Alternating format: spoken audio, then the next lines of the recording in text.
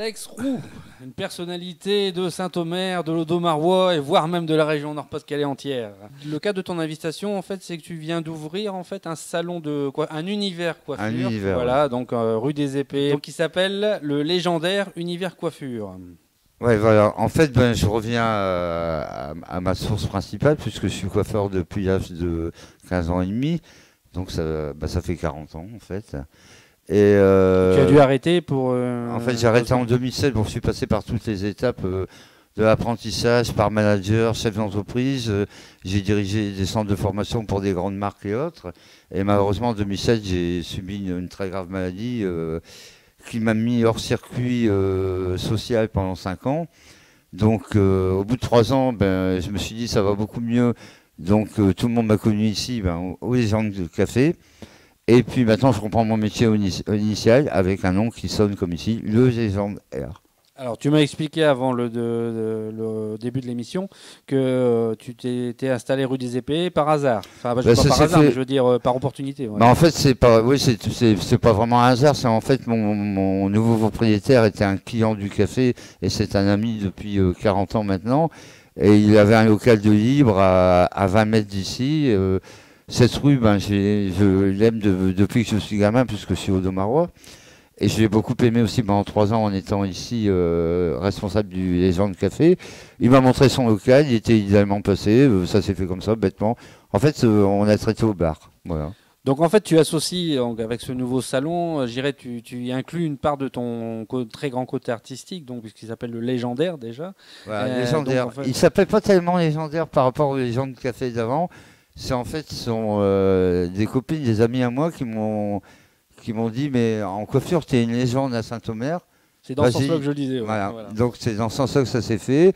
Et puis si c'est un univers coiffure, c'est tout d'abord parce que comme j'ai près de 40 ans de métier maintenant, pour moi la coiffure ça reste un métier d'artisan et d'artiste.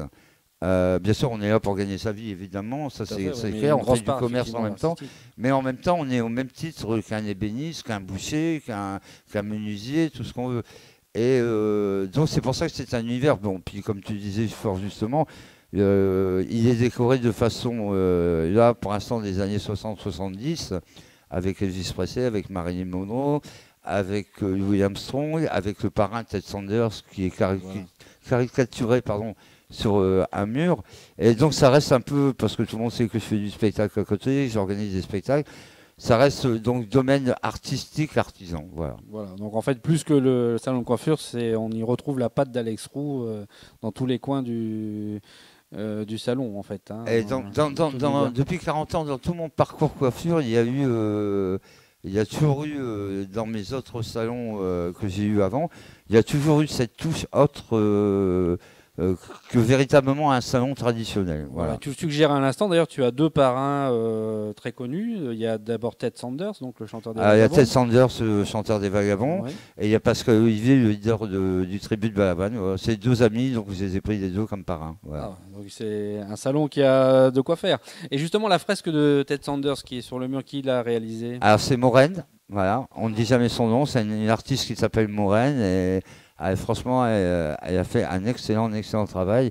J'invite les gens, même s'ils veulent pas se faire coiffer, c'est pas trop gênant, mais à venir voir la fresque parce que franchement, Super. c'est super bien fait, quoi. Ah, tout à fait, oui. Ouais. Si vous, d'ailleurs, vous pouvez le voir sur le profil de Facebook de Alex Roux. Effectivement, c'est une très belle fresque. Qui est d'ailleurs, même l'artiste pose juste à côté Voilà. sur les photos de l'organisation. Donc, c'est un salon, je dirais, à voir, à apprécier. Et vous y passez un moment de détente dans un univers très, très particulier. Et l'ambiance musicale, bien sûr, il y est aussi en ce moment sur les années rock'n'roll, sur les années un peu rockabilly et autres, quoi, voilà. Et tu penses le faire évoluer ou c'est, j'irais C'est prévu que je vais faire évoluer parce que bon, la décoration coûte quand même relativement cher. Je pense que d'ici 2-3 ans, on passera dans une autre décennie, pourquoi pas, j'y ai pensé, Michael Jackson, Madonna ou autre, ou peut-être dans un univers aussi d'une partie que j'aime beaucoup et où j'écris beaucoup parce que je suis auteur aussi au départ. Les spectacles, c'est surtout parce que j'aime écrire. peut-être, pourquoi pas un univers aussi de cinéma. Peut-être, on verra. Par passion, tu es également artiste, donc tu fais des spectacles, donc tu écris déjà aussi. Alors moi, au départ, je suis auteur. Oui. Auteur, Moi, ma oui. passion, c'est pas du tout de musique, pas de composition, Non. mais ma passion, c'est l'écriture. C'est des bouquins, des scénarios de films, des chansons. J'ai cru lire également que tu étais en train de finaliser un scénario, je dirais, ou un livre ou un scénario. Éclaire-moi sur le sujet, tu n'avais pas Je suis en un train écrit en cours. Il y a un scénario de film qui est en cours. J'ai pas eu le temps. Je l'ai commencé, mais j'ai pas eu le temps de. Il s'appelle Le Dernier Couplet. Donc on Oui. revient toujours dans le domaine, qui se passe dans un domaine musical. Et c'est un de mes deux parrains, je dirais pas lequel, qui m'a donné un peu cette idée par rapport à son parcours. Et puis après j'ai écrit des chansons et j'écris surtout mes one man shows que je joue sur scène. Oui, tout à fait. Et d'ailleurs, tu mets aussi, je dirais, ton talent au service de causes. Mon talent et le talent des gens qui me suivent. Je les remercie tous, les groupes, les chanteurs et chanteuses qui suivent à chaque fois bénévolement et quelquefois ils viennent de très loin.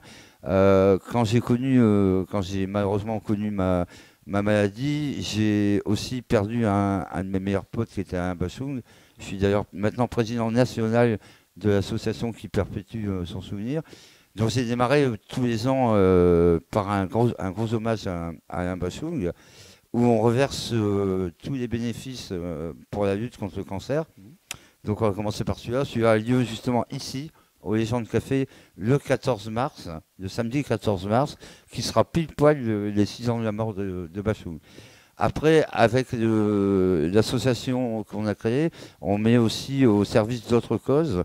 On a fait, par exemple, l'année dernière, une grosse après-midi musicale à Saint-Martin-Ollard pour un enfant qui atteint de la leucémie. On a eu énormément de monde. Et là, on a quelque chose d'assez spécial le 29 mars. C'est pour un petit garçon qui s'appelle Audric.